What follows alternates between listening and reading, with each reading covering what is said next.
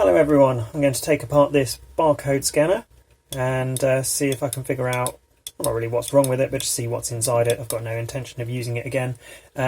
When you scan something, it gives a three-tone descending noise, which means that it can't send the barcode over the USB to the device.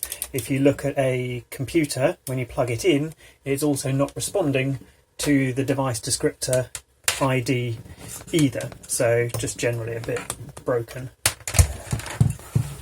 This one has a very strange Ethernet style connectivity into the base of it, which on the other end of that cable has just a standard USB. Well, let's see what we can do to get into it. Yay for technology! Not sure when that stopped recording, but I've managed to take the cover off. It was 2 screws underneath this rubber buffer, and there's 2 screws there, and what we've ended up with is access to the laser and scanner part of it. I'm going to see whether I can power this up with that lid off so we can see more about how it works. So I can see the beeper is down there, and plugs into power. You can see how it generates the sweep of laser with this magnetic or electromagnetic mirror thing. So if I try and hold that still, there we go, it creates just a single point of light rather than, if I let go of it, causing a scan or a sweep of light.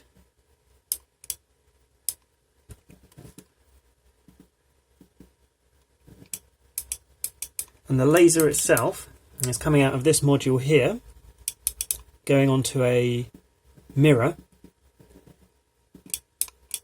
which has got 2 different angles on it. So if you can just about see that, it's got 2 different angles. One angles the laser into yet another mirror, which causes that sweeping action, and then the reflected image of the barcode must be coming back onto the outer different angle into this item here, which is probably a photo sensor or something very similar. Let's see if I can focus onto that, and can I get that to trigger?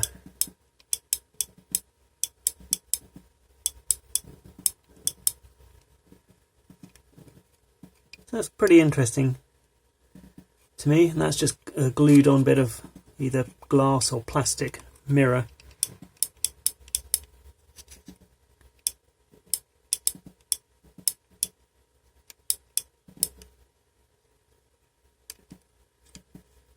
And there's an electromagnet there, and inside this bit of plastic on this movable arm is a metal or another magnet that it acts against.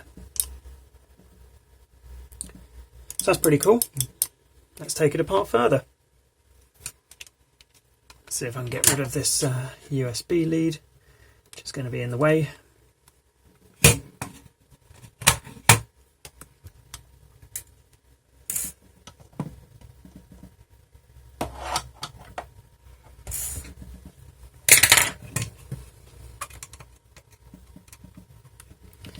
Two more screws to undo, at least, to take this circuit board off.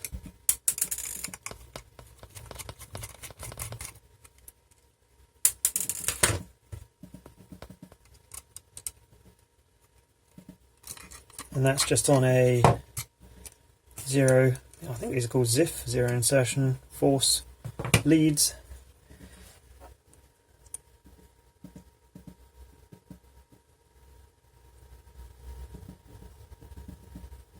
So you've got the mirror.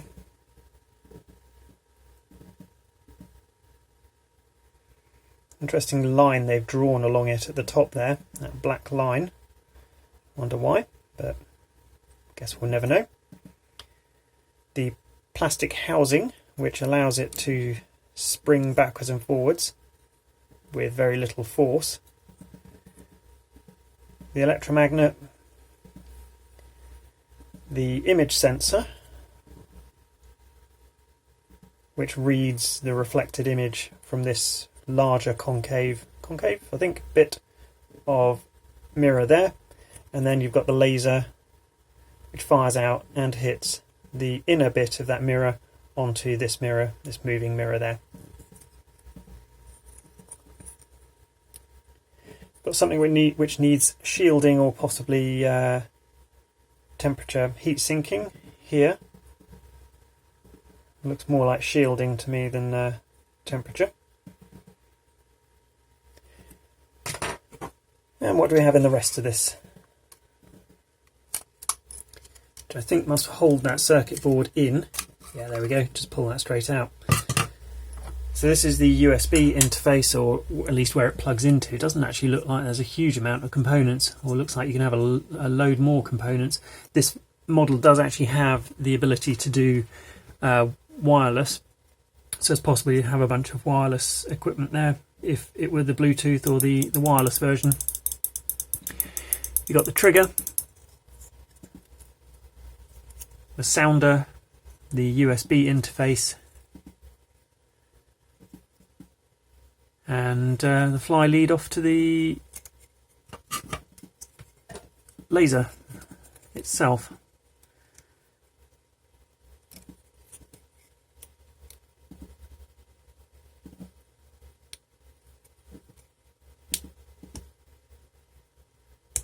Let's see if I can get this going and run it with bits of it dismantled.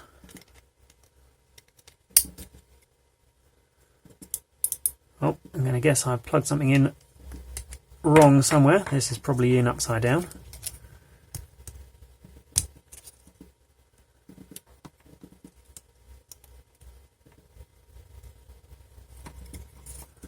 Try that again. Yep. And with this taken to bits, that's still working. What I'm interested to do is the mirror that's here, see whether I can remove that.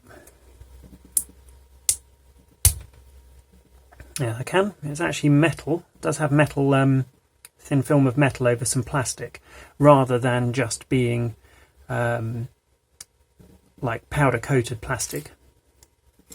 And now I should have just the laser.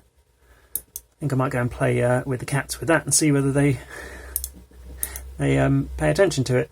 But there we go, that's what's in a cheap barcode scanner.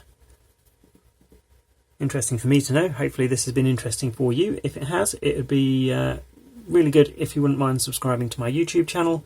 You don't need to have the video notification switched on, but the subscriber numbers really do help. Thanks very much.